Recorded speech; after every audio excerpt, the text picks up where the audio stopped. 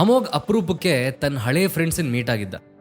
ಅದೇ ಸಮಯಕ್ಕೆ ಆ 4 ಜನ ಹಳೆ ಫ್ರೆಂಡ್ಸ್ ಸೇರಿ ಅಮೋಘ್ ಏನೋ ಗಿಫ್ಟ್ ಪ್ರೆಸೆಂಟ್ ಮಾಡಿದ್ರು. ಅಮೋಘ್ ಆಶ್ಚರ್ಯದಿಂದ ಗಿಫ್ಟ್ ಏನಿರ್ಬೋದು ಅಂತ ಓಪನ್ ಮಾಡಿ ನೋಡಿದಾಗ ಅದರಲ್ಲಿ ಒಂದು ಆಂಟಿಕ್ ರಿಂಗ್ ಇತ್ತು. ಮೊದಲೇ ಇಂಥ ಪುರಾತನ ವಸ್ತುಗಳು ಅಂದರೆ ಇಷ್ಟ ಇರೋ ಅಮೋಘ್ಗೆ ಆ ರಿಂಗ್ ತುಂಬ ಇಷ್ಟ ಆಯಿತು. ಅಮೋಘನ ಎಕ್ಸೈಟ್ಮೆಂಟ್ ಅವ್ನ ಮುಖದಲ್ಲಿ ಕ್ಲಿಯರ್ ಆಗಿ ಕಾಣ್ತಿತ್ತು.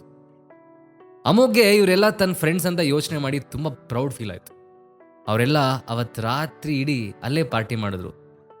ಎಲ್ಲರೂ ಮೊದಲೇ ಸುಸ್ತಾಗಿದ್ರಿಂದ ದಿನೇಶ್ ಅದೇ ಬಾರ್ನ VIP ರೂಮಲ್ಲಿ ಅವ್ರಿಗೆಲ್ಲ ಮಲ್ಗೋದಕ್ಕೆ ವ್ಯವಸ್ಥೆ ಮಾಡ್ದ. ನೆಕ್ಸ್ಟ್ ಡೇ ಅಮೋಘ್ ನಿದ್ದೆಯಿಂದ ಹೇಳೋದು ಆಲ್ರೆಡಿ ಲೇಟ್ ಆಗಿತ್ತು. ಸೊ ಅವನ ಮನೆಗೆ ಹೋಗದೆ ಡೈರೆಕ್ಟಾಗಿ ಅರಸು ಮೀಡಿಯಾಗೆ ಹೋದ. ಸ್ವಲ್ಪ ಫ್ರೆಶ್ ಆದ ನಂತರ ಅವನು ಇನ್ನೇನು ಲೀಲಾ ಕಾಲ್ ಮಾಡಿ ಇನ್ಫಾರ್ಮ್ ಮಾಡಬೇಕು ಅನ್ಕೋತಿರ್ಬೇಕಾದ್ರೆ ಅವನತ್ತೆ ಸರೋಜಾ ಕಾಲ್ ಬರೋದಕ್ಕೆ ಸ್ಟಾರ್ಟ್ ಆಯಿತು. ಅಮೋಘ್ ಕಾಲ್ ರಿಸೀವ್ ಮಾಡಿ, ನಿನ್ನೆ ಇಬ್ಬರು ಸೇಫಾಗಿ ಮನೆಗೆ ಹೋದ್ರಾತೆ ಅಂತ ಕನ್ಸರ್ನ್ಡ್ ಆಗಿ ಕೇಳ್ದ. ಅದಕ್ಕೆ ಸರೋಜಾ, ನಾವೇನೋ ಸೇಫಾಗಿ ಬಂದ್ವಿ, ಆದರೆ ರಾತ್ರಿ ಎಲ್ಲ ಎಲ್ಲಿದ್ದೆ ನೀನು? ಏನಿಲ್ಲ ಅತ್ತೆ, ನಿನ್ನೆ ನನ್ನ ಹಳೆ ಫ್ರೆಂಡ್ ಒಬ್ಬ ಸಿಕ್ಕಿದ್ದ, ತುಂಬ ಫೋರ್ಸ್ ಮಾಡಿ ಮನೆಗೆ ಕರ್ಕೊಂಡು ಹೋಗ್ಬಿಟ್ಟ, ರಾತ್ರಿ ಅಲ್ಲೇ ಇದ್ದೆ ಅಂದ. ಆಗ ಸರೋಜಾ, ನಿನ್ನ ಫ್ರೆಂಡ್ಸ್ ಬಿಡು, 3 ಕಾಸಿಗೂ ಪ್ರಯೋಜನ ಬಾರದೇ ಇರೋರು, ಅವ್ರು ಕರೆದ್ರು ಅಂತ ಹೋಗ್ಬಿಡೋದಾ? ಇಲ್ಲಿ ಮನೆ ಕೆಲಸ ಎಲ್ಲ ಯಾರು ಮಾಡ್ತಾರೆ? ಅಡುಗೆ ಯಾರು ಮಾಡೋದು? ಸಿಕ್ಕಿದ್ದೆ ಚಾನ್ಸ್ ಅಂತ ಎಸ್ಕೇಪ್ ಆಗಿಬಿಟ್ಟೆ. ಅದನ್ನು ಬಿಡು, ನಾನಿವಾಗ ನಿಂಗೆ ಫೋನ್ ಮಾಡಿದ್ದೆ ಬೇರೆ ವಿಷಯ ಮಾತಾಡೋದಕ್ಕೆ ಅಂದ್ಲು. ಅಮೋಘ್, ಅದೇನು ಕೇಳಿಯತ್ತೆ, ನಾನೇನು ಅನ್ಕೊಳ್ಳಲ್ಲ ಅಂದ. ಅದಕ್ಕೆ ಸರೋಜಾ, ನೀನು ಅನ್ಕೊಂಡ್ರು ನನಗೇನಿಲ್ಲ ನೋಡು, ವಿಷಯ ನಿನಗೆ ಗೊತ್ತಿರೋದೆ, ನಾನೇನು ಹೊಸದಾಗಿ ಹೇಳಲ್ಲ.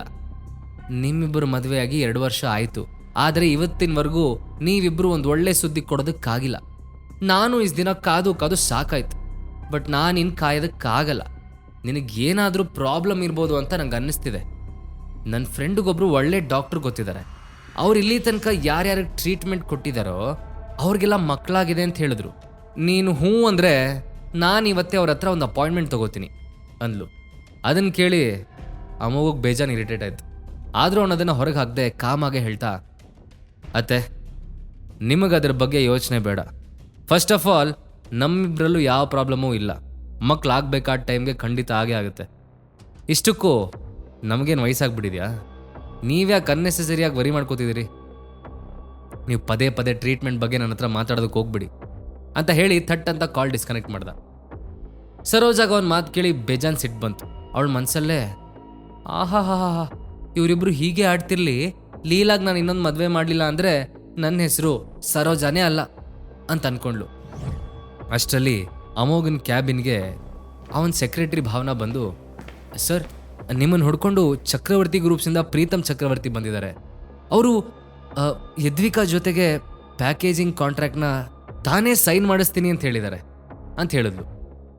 ಮತ್ತೆ ಪ್ರೀತಮ್ ಆಫೀಸ್ ತನಕ ಬಂದಿರೋದು ನೋಡಿ ಅಮೋಘಂಗೆ ಅವನು ಹಿಂದಿನ ದಿನ ಮಾಡಿದ ರಾಧ ಅಂತ ನೆನಪಾಯ್ತು. ಅದಕ್ಕೆ ಅವನು ಸೀರಿಯಸ್ ಆಗಿ, ಈ ಆಫೀಸಿಗೆ ಕಾಲಿಡ್ಬೇಡ ಅಂತ ನಾವು ಅವನಿಗೆ ಮೊದಲೇ ಆರ್ಡರ್ ಮಾಡಿದ್ವಿ, ಅಂದರೂ ಬಂದಿದ್ದಾನ? ಓಕೆ, ಈ ಸಲ ಅವನಿಗೇನು ಹೇಳೋದು ಬೇಡ, ಡೈರೆಕ್ಟಾಗಿ ಚಕ್ರವರ್ತಿ ಗ್ರೂಪ್ಸಿಗೆ ನೋಟಿಸ್ ಕಳಿಸಿ. ನಮ್ಮ ಜೊತೆ ಡೀಲ್ ಮಾಡಬೇಕು ಅಂದರೆ ಅದನ್ನು ಡೈರೆಕ್ಟಾಗಿ ಲೀಲಾನೇ ಮಾಡಬೇಕು.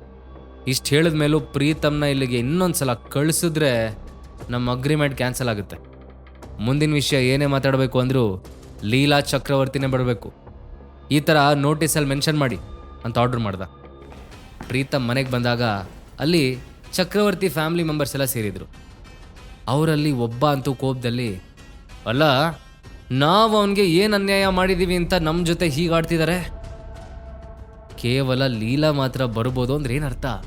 ಅವ್ರಿಗೆ ಲೀಲಾ ಬಗ್ಗೆ ಏನು ಗೊತ್ತಿದೆ? ಮೊನ್ನೆ ತನಕ ಅವಳ ಕಂಪ್ನಿ ಮುಚ್ಚೋಗೋ ಲೆವೆಲ್ಗೆ ಹೋಗಿ ಈಗ ಸರಿಯಾಗಿದೆ ಅಂಥದ್ರಲ್ಲಿ ಅವಳು ಇವ್ರಿಗೇನು ಮಹಾ ಹೆಲ್ಪ್ ಮಾಡ್ತಾಳೆ? ನನಗೆ ಯಾಕೋ ಈ CEO ಇನ್ನೂ ಚೈಲ್ಡ್ ಅಂತ ಅನಿಸ್ತಿದ್ದಾನೆ. ಇವನು ಮುಂದೇನು ಇದೇ ಥರ ಬಿಸ್ನೆಸ್ ಮಾಡ್ತಾ ಇದ್ರೆ ಅರಸು ಮೀಡಿಯಾ ದಿವಾಳಿ ಆಗೋ ದಿನ ದೂರ ಇಲ್ಲ ಅಂತ ಹೇಳಿದ್ರು. ಆಗ ತಾನೇ ಮನೆಗೆ ಬಂದಿದ್ದ ಪ್ರೀತಮ್ಗೆ ಇದೆಲ್ಲ ಕೇಳಿ ಪಿತ್ತ ನೆತ್ತಿಗೆರೆದಾಗಾಯ್ತು.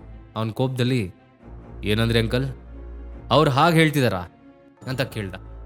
ಪ್ರೀತಮ್ಗೆ ತುಂಬ ಕೋಪ ಬಂದಿರೋದು ನೋಡಿ ರುಕ್ಮಿಣಿ ದೇವಿ ಅವನಿಗೆ ಸಮಾಧಾನ ಮಾಡ್ತಾ, ಕಾಮ್ ಡೌನ್ ಪ್ರೀತು, ಇದು ಕೋಪ ಮಾಡ್ಕೊಳ್ಳೋ ಟೈಮ್ ಅಲ್ಲ.